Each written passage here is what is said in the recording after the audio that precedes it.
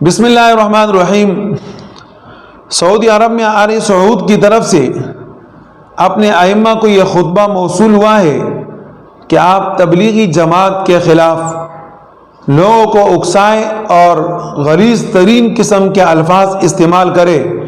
جو سراسر جھوٹ کے اوپر مبنی ہے۔ اس خطبے کو جب سننے کا موقع ملا تو اس میں یہ ایک بات تھی کہ تبلیغی جماعت گمراہ جماعت ہے، دوسری بات کہ قرآن اور سنت کے خلاف چلنے والی جماعت ہے، اور تیسری بات کہ لوگوں کو اپنی اتباع کی دعوت دیتے ہیں، اور چوتھی بات کہ یہ قبروں کی پوجا پاٹ کرتے ہیں، اور پانچویں بات کہ یہ کلمہ طیبہ لا الہ الا اللہ محمد رسول اللہ کی تفسیر اپنے طریقے سے کرتے ہیں، اور اس سے ہٹ کے سنگین الزام لوگوں کو اکسانے کا کہ یہ قرآن اور سنت کے خلاف کام کرتے ہوئے آ رہی ہے۔ اور اس پر انہوں نے مثال دی کہ یہ لوگوں کو دعوت دیتے ہیں کہ مہینے میں اللہ کے رضا کے لیے 3 دن لگائے اور سال میں 40 دن اور زندگی میں 4 مہینے۔ تو میں پہلے آپ سے یہ کہنا چاہتا ہوں کہ دیکھیں، آپ جس کی بنا پر یہ باتیں کرتے ہیں ہمیں سب کچھ کا پتہ ہے،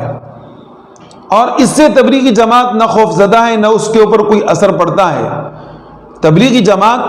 قرآن اور سنت کے مطابق عین جماعت ہے، اور اس کی آپ تاریخ پڑھیں، مولانا الیاس رحمہ اللہ، مولانا یوسف رحمہ اللہ، مولانا انعام الحسن رحمہ اللہ اور مولانا زکریا کاندیروی رحمہ اللہ جیسے مخلصین حضرات نے اس جماعت کی بنیاد رکھی اور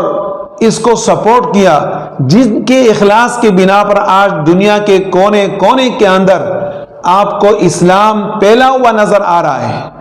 اور اس اسلام کے پھیلنے سے جن کو تکلیف ہے وہ آپ بھی سمجھتے ہیں، ہم بھی سمجھتے ہیں، لیکن وہ آپ کو دنیا میں تنہا کرنا چاہتے ہیں جس کا آپ کو اندازہ نہیں۔ اور یہ چیزیں آپ اپنے ماضی کے زمانے میں دیکھیں کہ آپ کے درمیان لڑائی کروا کے آپ کو دنیا سے الگ تلگ کرائے اور پھر آپ پر حملہ کیا گیا۔ ظاہر ہے کہ مسلمانوں کی کثرت والی یہ تعداد اگر اسلام کے اندر داخل ہو رہی ہے تو وہ تبلیغی جماعت کے سبب سے ہو رہی ہے، اور اسی وجہ سے آپ سے یہ بیان دلوایا گیا، لیکن آپ نے باقی سرکاری ملا کا حق ادا کرتے ہوئے لوگوں کے سامنے غلط طریقے سے بیانات کیے، لیکن ان غلط بیانات کا اثر تبلیغی جماعت پر بالکل نہیں ہوگا، اگر ہوگا تو آپ پر ہوگا، اور وہ یہ کہ آپ دنیا میں تنہا رہ جائیں گے۔ تبلیغی جماعت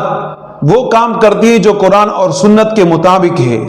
لَقَدْ كَانَ لَكُمْ فِي رَسُولِ اللَّهِ أُسْوَةٌ حَسَنَةٌ، اس میں اسوہ حسنہ ہے لوگوں کو سنت کے اوپر آمادہ کرنے کے لیے، اور وہ ترتیب بتاتے ہیں جو قرآن اور سنت سے ثابت ہے۔ اور اسی طریقے سے یہ وہ جماعت ہے نبی علیہ الصلوۃ والسلام کے حدیث مبارکہ پر عمل کرنے والی، بلغوا عنی ولو آیا، کہ میری طرف سے ایک آیت کی بھی آپ تبلیغ کریں، اور وہ یہ جماعت انجام دے رہی ہے، جس کی بنا پر آپ اٹھیں اور ان کے خلاف سنگین الزامات لگائے۔ شرک اور بدعت سے لوگوں کو دور کرنے والی اگر کوئی جماعت ہے تو وہ تبلیغی جماعت ہے۔ باقی رہی یہ بات کہ یہ لوگوں کو 3 دن 40 دن اور 4 مہینے کی دعوت دیتے ہیں، تو یہ قرآن اور سنت کی وجہ سے نہیں دیتے کہ اگر کسی نے 4 مہینے لگائے تو وہ کافر ہو جائے گا یا گناہگار ہو جائے گا،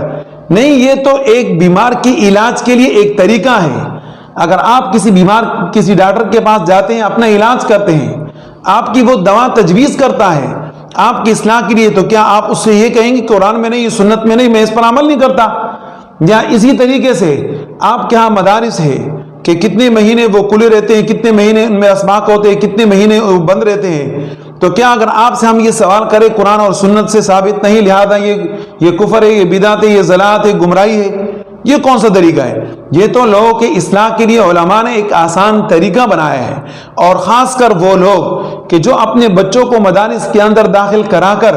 کلمہ طیبہ اور قرآن اور سنت کی تعلیم نہیں دے سکتے، اور ان کی زندگیاں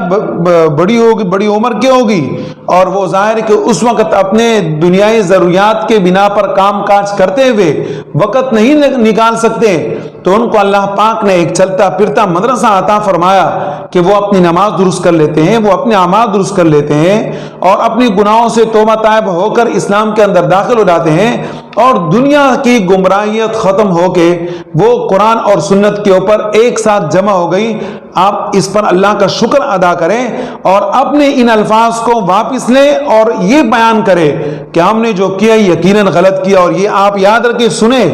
کہ ہمیں آل سعود آپ سے کوئی محبت نہیں، ہمیں جو محبت ہے وہ حرمین شریف